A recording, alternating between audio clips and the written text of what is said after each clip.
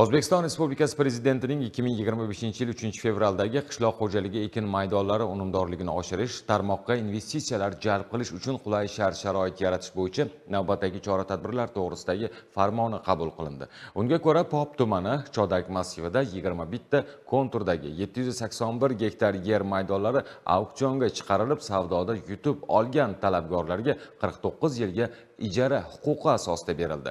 Ayni paytda tadbirkorlar bahorgi ekish tadbirlarini boshlab yubordilar. Muxbirimizning hozirgi lavhasida mavzu davom ettiriladi.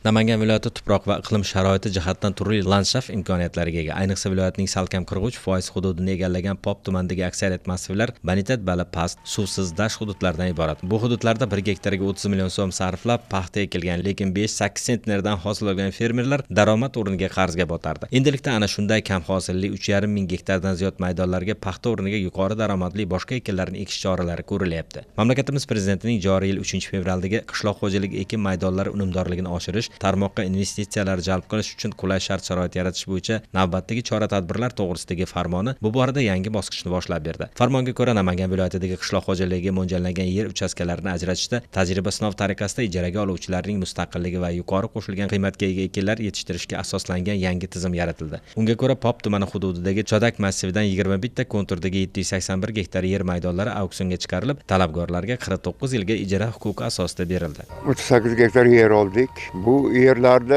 15 yildan beri men ishlayman. Hosildorlik nihoyat past. Suv problemasi juda katta. Hosildorlik 5-10 sentnerga bormasdi. Hech ben 15 yildan beri 10 sentnerni ko'rganim yo'q. Sug'urgan bitgani zarar hammasi. Shunga mana endi oldik. Lovya, sidona, kashni ekdik. Yer egasini topgach, unga bo'lgan e'tibor ham o'zgaradi. Bugun auksion savdolari orqali yer maydonlariga ega bo'lgan tadbirkorlar vaqtdan unumli foydalanish harakatidalar. Texnikalar yordamida yerni haydash, o'g'itlash, eksportbop ekinlar ekish ishlari boshlab yuborilgan. Asosan mosh, loviya, kungaboqar ekinlarni ekib, barvaqt undirib olish uchun ahillikda ish tashkil qilinmoqda. Prezidentimizning qarorlari bilan yerni auksionga chiqarib berdilar. Hosildorligi past, suvga qiyinchiligi bor edi. Hozir mana 36 gektarni men 98 millionga oldim.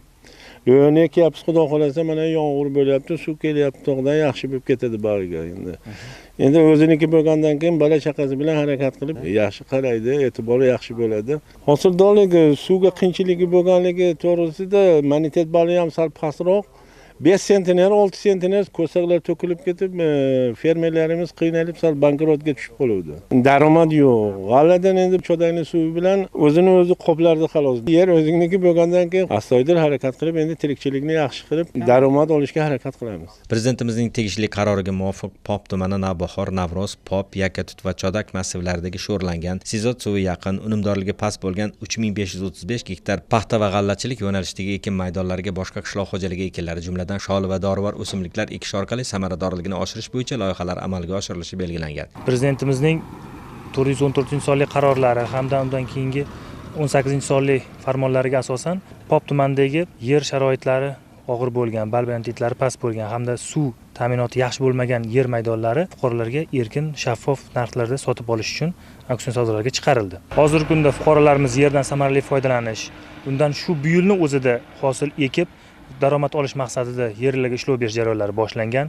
ekish jarayonlari davom etyapti hamda fuqarolarimiz bundan juda ham xursand, mamnun ekanliklarini, prezidentimizga o'z minnatdorchiliklarini bildirib, mehnat qilishmoqda. Yer o'z saxovatini aymaydi. Undan unumli foydalanib, o'z vaqtida oziqlantirilsa bas, ko'zlangan hosilni olish mumkin. Bugun ana shu haqiqatni chuqur anglab yetayotgan fermer va tadbirkorlar kam bo'lmayapti. Yanada tashabbus ko'rsatib, imkoniyatlardan unumli foydalanishmoqda.